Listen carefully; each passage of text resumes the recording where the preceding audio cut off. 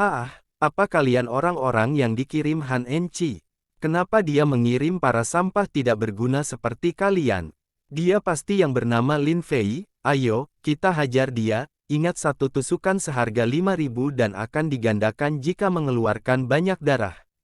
Sialan kau Han Enci, darahku hanya dihargai semurah itu. Baiklah, akan ku berikan kalian rasanya putus asa, dan cobalah bertahan dari satu seranganku ini. Karena kau tidak ikut menyerang, aku yang akan menyerangmu. Orang ini, apakah dia masih manusia? Katakan, siapa yang menyuruh kalian? Apakah Han Enci? Para polisi keamanan sudah datang. Tak kusangka respon mereka sangat cepat, saat mendengar sebuah keributan. Oh, ternyata kalian para bajingan kecil ini hanya jebakan. Diam, angkat tanganmu. Kau dicurigai menyakiti orang sampai mereka menjadi cacat, sekarang kau harus ikut dengan kami. Sepertinya aku harus menghubungi Jiang kecil agar aku tidak banyak membuat kerusakan. Halo, aku mencari Jiang kecil. Katakan padanya bahwa anak buahnya telah disuap, dan ingin mencari masalah untukku. Lin Fei. Halo, siapa yang Anda sebut dengan Jiang kecil?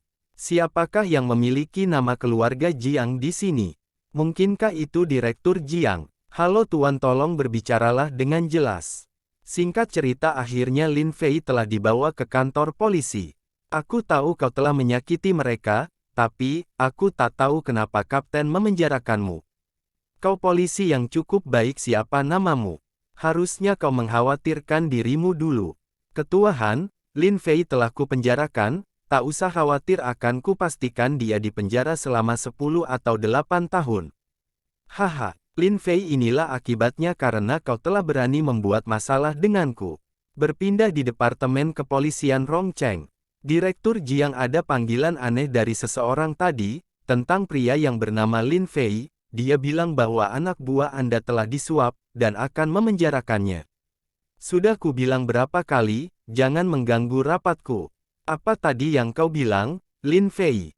Brengsek, bajingan mana yang ingin mati hari ini?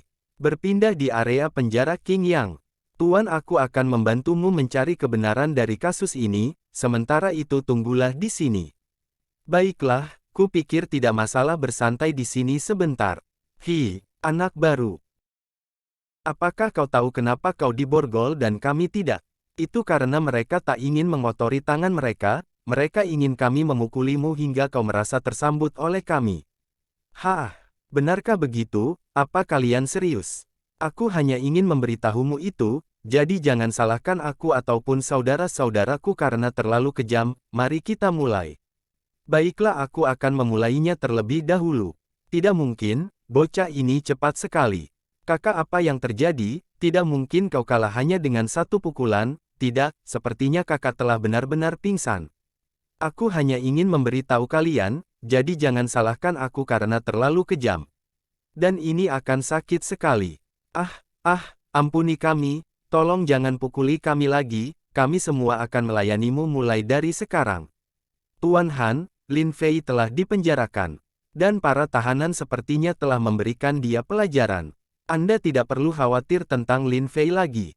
Akan kupastikan dia menderita selama di penjara.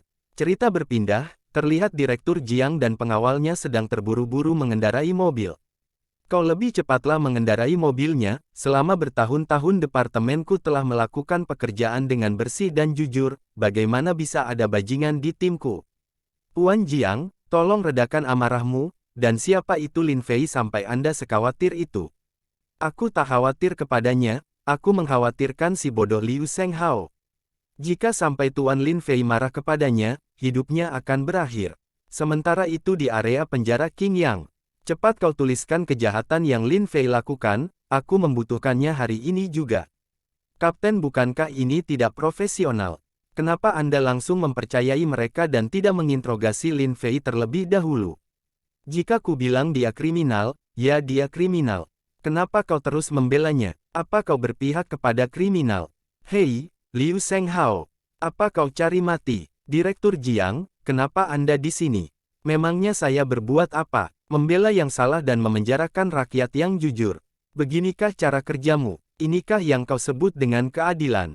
Kalian ambil pistol dan seragamnya, polisi adalah pelindung rakyat, bukan pembela kejahatan.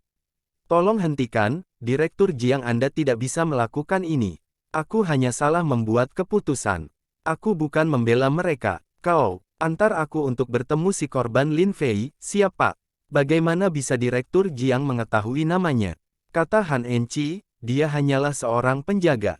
Si Lin Fei ini baru saja dia di penjara, tapi Direktur Jiang secara langsung datang untuk membebaskannya. Apa benar dia hanya seorang penjaga?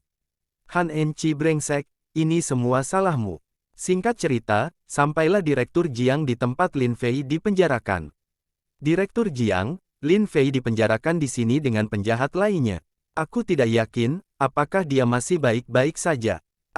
Apakah ini benar-benar yang kulihat? Kakak Lin, mana lagi yang harus kami pijat?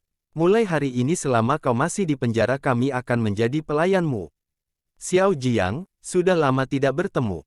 Saat aku masih muda Tuan Lin Fei terlihat seumuran denganku, tetapi saat aku sudah berusia setengah baya, dia masih terlihat sama, itu sungguh sebuah misteri. Sudah lama tidak bertemu Master Lin Fei, itu semua salah anak buahku, akan kuhukum dia, tolong buatlah catatan terlebih dahulu. Lalu aku akan meminta maaf secara formal. Meminta maaf? Siapa dia sebenarnya? Si Direktur Polisi sampai meminta maaf. Cerita berpindah di rumah Han Enci. Apa yang terjadi dengan Liu Shenghao? Kenapa dia tidak bisa dihubungi? Kenapa hanya mengurus seorang penjaga saja bisa selama ini? Ini adalah telepon dari Paman Luo. Akhirnya dia menghubungiku. Halo Paman Luo. Bocah Han, apa kau tahu masalah sebesar apa yang telah kau perbuat? Mulai hari ini dan seterusnya, jangan ikut campur urusan apapun yang berhubungan dengan Lin Fei. Ingat itu, jika hidupmu tidak ingin hancur. Paman, dia hanyalah seorang pengawal. Memang kenapa? Apa sesuatu telah terjadi? Direktur Jiang telah menangani masalah Lin Fei secara langsung. Dan secara pribadi telah menagalkan seragamku.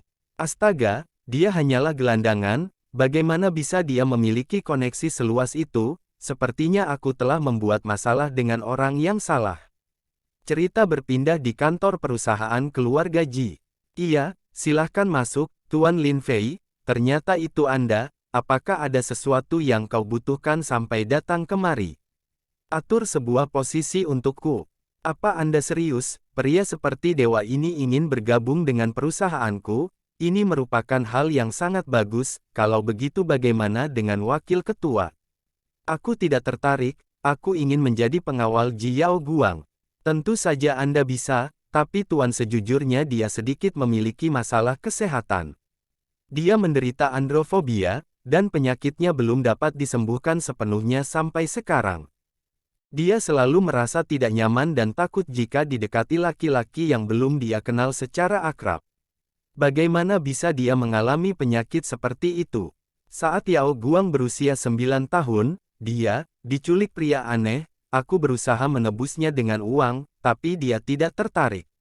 Orang itu juga mengatakan sesuatu tentang telah menemukan reinkarnasi dari Ratu Yao Guang, dan dia pasti mendapatkan kekuatan setara dewa jika berkultivasi ganda dengan Yao Guang, sampai tahap di mana dewa pun tidak mampu mengalahkannya. Tuan Lin, aura apa ini? Aura ini sungguh terasa jelas dan menakutkan. Apakah ini aura membunuh? Sungguh ini tekanan yang sangat kuat. Tuan Lin, Anda tidak usah khawatir, orang itu tidak menyakiti Yao Guang sama sekali. Aku telah hidup selama 200 juta tahun, dan memiliki banyak pengikut di seluruh dunia, selama 300 tahun ini. Di perjalananku mencari Yao Guang, ternyata para pengikutku juga ikut mencarinya untuk diri mereka sendiri. Sepertinya para pengikutku telah mencari Yao Guang, dan bukan hanya merahasiakannya tapi mereka juga menginginkannya untuk diri mereka sendiri. Hanya ada satu jalan hidup untuk para pengkhianat, membantai keluarga dan seluruh klan mereka. Bagaimana ciri-ciri yang orang itu miliki? Seluruh tubuhnya ditutupi oleh jubah hitam dan dia menggunakan topeng. Selain itu, aku tidak bisa menjelaskan hal lain lagi. Saat itu jika bukan karena perlindungan Panatua Wu Moling, dengan beliau yang mengorbankan nyawanya untuk menggunakan mantra yang sangat kuat untuk melubangi tubuh penculik itu. Itu adalah satu-satunya cara untuk menyelamatkan Yao Guang. Sesuai dugaan, orang itu juga cukup ahli dalam bela diri. Bahkan setelah serangan bertubi-tubi dari Panatua Wu Moling, dia masih bisa kabur. Hal ini menjadi bayangan yang tidak bisa dilupakan oleh Yao Guang, dan menjadi salah satu kekhawatiran kami. Jika orang itu muncul kembali, tidak ada lagi orang yang bisa melindungi Yao Guang. Tenang saja, jika orang itu muncul kembali, aku akan menjadikan tubuh dan tulangnya debu. Terima kasih banyak Tuan Lin. Posisi Anda akan segera diumumkan ke seluruh perusahaan. Setelahnya di ruang istirahat direktur, Lin Fei sedang beristirahat. Aku akan menemukan lelaki bertopeng itu, suatu hari nanti akan kupastikan dia menyesali perbuatannya. Sementara itu di ruang keamanan, manajer Liu Long, ruangan istirahat direktur Ji telah disusupi oleh seorang laki-laki. Siapakah lelaki itu? Apakah dia pikir tidak ada peraturan di sini? Ayo segera seret dia keluar. Manajer Liu, orang itu sepertinya adalah orang yang telah membuat masalah dengan Ketua Han. Sepertinya berandalan satu ini akan menjadi batu loncatan untukku bisa promosi. Semenjak dia menentang Ketua Han, jangan berharap aku akan memiliki belas kasihan padamu. Singkat cerita sampailah para penjaga itu di ruang istirahat direktur. Hei, sialan, kau berani bersantai dan minum kopi di ruang istirahat direktur, ku dengar kau telah mengganggu Ketua Han, jadi jangan menyalahkanku jika tidak ku beri ampun. Kenapa kalian ingin mempermalukan diri sendiri? Bukankah sudah bisa hidup saja itu sudah cukup bagi kalian? Brengsek, kau masih bisa bertingkah padahal kau dalam masalah, berlagak sombong, ayo kita kalahkan dia. Hentikan, apa kalian ini gila? Ketua Han, Anda datang di waktu yang tepat. Lin Fei telah menyusup masuk ke ruang istirahat direktur. Aku menduga kalau dia memiliki niat buruk kepada direktur. Penjaga itu sambil berkata dalam hati, cepatlah puji aku Ketua Han, aku telah membantu membalaskan dendammu. Kau penjaga sialan, berhenti mencari alasan untuk mendapatkan keuntungan. Apakah Tuan Lin, orang yang kau maksudkan? Anda memanggilnya Tuan Lin, apa saya tidak salah dengar? Tuan Lin, ini salahku karena tidak mengajari mereka dengan baik, tolong maafkan kami. Tuan Han, tidak masalah mereka bisa pergi sekarang. Enyahlah, jika hal seperti ini terjadi lagi bersiaplah untuk dipecat.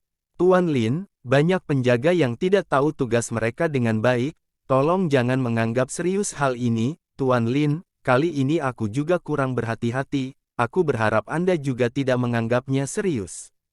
Apa kau sedang meminta maaf atas perbuatanmu kemarin? Apa orang meminta maaf dengan cara berdiri tegak seperti itu? Tuan Lin, saya meminta maaf, Tuan tolong ampuni saya. Aku memaafkanmu, sekarang enyahlah. Terima kasih Tuan Lin, Anda sungguh murah hati. Masalahku dengan Tuan Lin, akhirnya teratasi, orang seperti dia, bisa membuat Direktur Jiang membuat sebuah panggilan. Jika dia mau dia bisa menargetkan keluarga Hanku, aku takut seluruh keluarga Hanku semua bisa masuk penjara jika aku terus membuat masalah dengannya. Selanjutnya, di depan gedung perusahaan keluarga Ji, apa aku salah melihat, dia tadi melihatku, seolah-olah aku hanya seekor semut di matanya. Wow, laki-laki itu sungguh tampan, harga mobil yang dia gunakan juga cukup mahal, setidaknya itu sekitar 3 juta yuan. Dia menunggu siapa? Aku sungguh iri dengan wanita yang dia tunggu. Tuan Song, jika Anda ingin mengajak seorang gadis keluar, bukankah kau hanya perlu meneleponnya saja? Apakah kau pikir Ji Yao Guang sama dengan wanita yang lain? Bocah Z, kau belum mengerti wanita. Akhirnya dia keluar, Yao Guang Anda selalu terlihat cantik setiap hari. Hei Yao Guang, aku dengar kau baru saja sembuh dari penyakit serius, jadi aku datang untuk menemui dirimu. Aku juga ingin mengajakmu makan malam, apa kau mau pergi bersamaku? Maaf Tuan Song, aku tidak bisa, orang tuaku sudah menungguku di rumah, Moling bantu aku untuk menerima kebaikan Tuan Song. Terima kasih banyak Tuan Song, atas bunga yang kau berikan. Atau bagaimana jika kita melakukan panahan bersama besok? Bukankah perusahaan kita memiliki kerjasama? Kita bisa menggunakan kesempatan itu untuk membahasnya bersama. Oke, kalau begitu aku pamit undur diri terlebih dahulu. Yao Guang pun berkata dalam hati, aku memiliki beberapa kesepakatan kerjasama dengannya, aku tidak boleh menyinggungnya. Nona Yao Guang, apa yang akan kita lakukan dengan bunganya? Temukan tempat untuk membuangnya. Dasar jalang sialan kau bertingkah sok kuasa di hadapanku. Suatu hari nanti aku akan memaksa kalian berlutut di hadapanku dan akan kuperlakukan kalian dengan kejam. Keesokan harinya di lapangan panahan. Lin Fei, apakah posturku sudah cukup benar? Tidak sedikit pun, posisimu itu hanya asal-asalan. Hei, apa kau tidak bisa berkata lembut sedikit terhadap wanita? Penjaga, siapa laki-laki itu? Aku lihat dia juga mengikuti Yao Guang kemarin. Saya juga tidak yakin tuan, tapi pria itu dan Nona Yao Guang masuk bersama pagi ini, apa mungkinkah mereka? Maksudmu mereka berdua adalah pasangan kekasih, apa mungkin mereka semalam tidur berdua? Tidak usah banyak berpikir, mari kita tanyakan saja padanya dan akan kuuji kemampuannya. Baik tuan. Hei, aku Song Hao, teman Ji Yao Guang, bagaimana aku harus memanggilmu? Namaku Lin Fei, pengawal pribadi Ji Yao Guang. Hahaha, ternyata kau hanya seorang pengawal.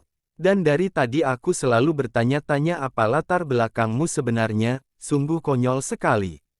Berapa banyak Yao Guang membayarmu?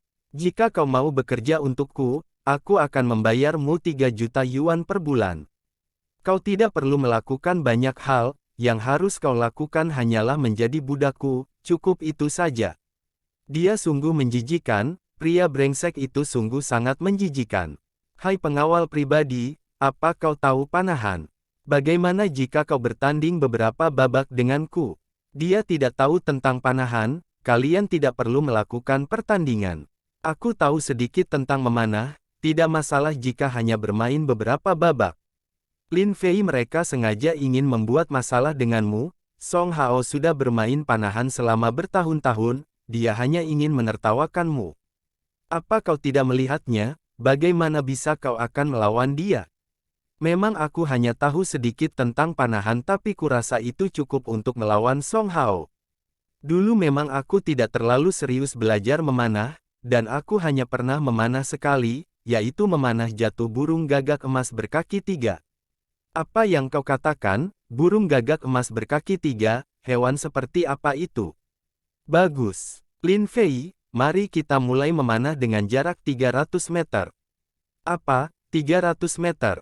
Tuan Song, apa kau percaya diri? Rekor dunia tertinggi saat ini adalah 365,8 meter. Hahaha, jangan memandang rendah pada Tuan Song. Dia adalah pemanah yang sangat berbakat. Ku dengar, dengan koneksi dari keluarga Song, Tuan Muda Song dilatih oleh pemanah profesional, aku sudah melihat kemampuan memanahnya Tuan Song sebelumnya, dan itu bukan sesuatu yang bisa kau bayangkan. Tuan Song, untuk menghindari orang lain berkata aku mengejekmu, kau akan memanah dengan jarak 300 meter, dan aku akan memanah dengan jarak 500 meter. Dia berkata 500 meter, apa bocah itu gila? Dia pasti sudah gila, apa kepalanya baru saja terbentur. Sungguh bodoh si Lin Fei ini, dia tidak mengetahui panahan, tapi kau masih mau mempermalukan dirimu sendiri.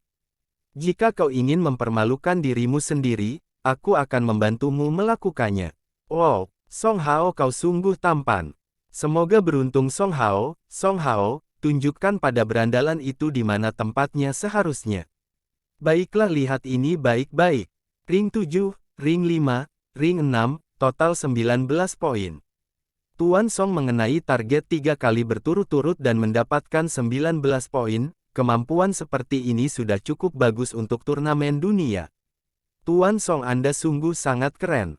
Cepatlah idiot. Bukankah kau akan menembak sejauh 500 meter? Sekarang giliranmu, mari kita lihat bagaimana caramu memanah. Song Hao, kau hanya mendapatkan 19 poin dari 3 kali memanah. Aku tidak akan mengejekmu, untukku 2 anak panah dalam 1 kali panahan itu sudah cukup. Bahkan aku tidak perlu melihat targetnya. Pria bodoh itu masih berlagak sombong, apa dia tidak normal, bagaimana dia ingin mengalahkan Tuan Song, hanya dengan 2 anak panah dengan 1 kali panahan, otaknya pasti sudah dimakan anjing. Para wanita itu terlalu banyak bicara, lihat saja ini. Bagaimana keduanya bisa tepat sasaran? Apa aku salah lihat? Mungkinkah dia berbuat curang? Itu sungguh luar biasa, Master, beri aku tanda tanganmu. Dia sungguh sangat ahli, kemampuannya sudah seperti dewa.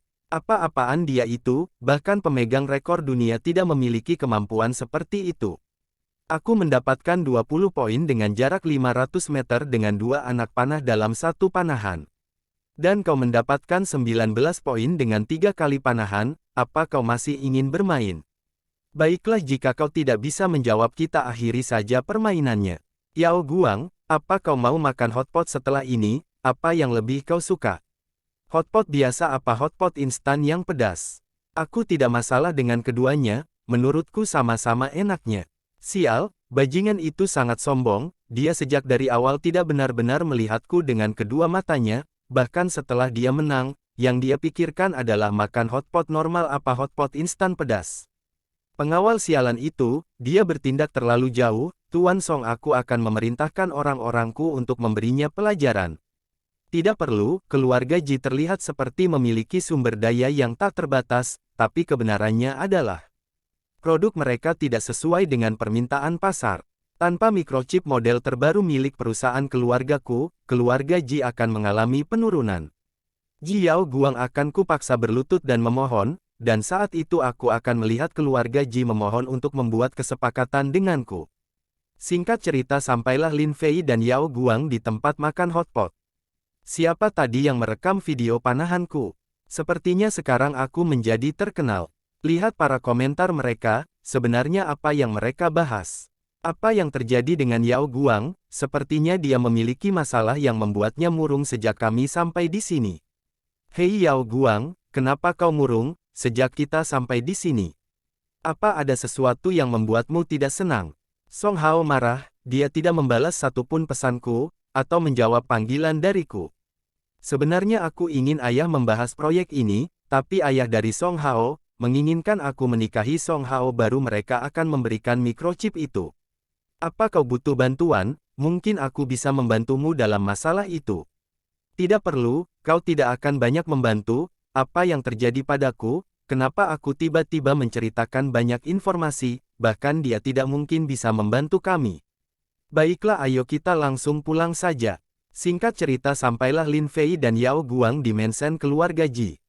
Ayah, ibu, aku pulang, aku akan langsung beristirahat. Sementara itu di luar mansion terlihat Meng Yan, dari organisasi pembunuh malam, sedang mengawasi mansion keluarga Ji. Ternyata ini rumahnya, target yang dihargai 2 juta yuan oleh Mawar Hitam. Aku harus melakukan sedikit investigasi. Keesokan harinya di mansion Ji. Yao Guang, ayah akan pergi bersamamu untuk mengunjungi keluarga Song. Baiklah ayah, setelah minum mari kita berangkat. Yao Guang, apa kau mau aku menemanimu? Tuan Lin, Anda tidak perlu ikut dengan kami kali ini. Aku dan Yao Guang hanya akan membicarakan beberapa urusan bisnis. Yao Guang, ayo kita berangkat. Putriku, tahukah kamu kenapa hari ini aku ingin kau ikut mengunjungi keluarga Song? Mengerti ayah, aku hanya tidak berpikir keluarga Song bisa setidak tahu malu itu. Saat mereka sedang kesulitan dengan masalah keuangannya, kita membantu mereka mengatasi krisis, dan bahkan menempatkan perusahaan dalam bahaya. Tapi apa yang terjadi sekarang? Ayah menganggap mereka sebagai saudara, tapi mereka menganggap kita sebagai alat. Ayah, apa kau berencana membuat aku dan Song Hao menikah? Tentu saja tidak. Kupikir keluarga Song hanya ingin mendapatkan keuntungan lebih banyak. Selama kita memberikan mereka keuntungan yang sesuai dengan keinginan mereka, mereka akan menerima persyaratan kita. Batasku kali ini adalah 10 miliar. Ayah, kau harus hati-hati memikirkannya. Kontrak dan tambahan dana 10 miliar, itu akan membuat keluarga Ji tidak memiliki apa-apa. Yao Guang, kau masih sangat muda. Kau tidak tahu seberapa tidak bisa diprediksinya hati seseorang. Masalahmu dan Song Hao hanyalah pengalihan. Kita tidak akan memotong kulit kita. Kontrak yang telah ditandatangani menyatakan bahwa harus ada microchip tipe terbaru. Hal ini akan membuat seluruh keluarga Ji mengalami kebangkrutan. Lalu apa yang harus kita lakukan jika mereka masih tidak setuju?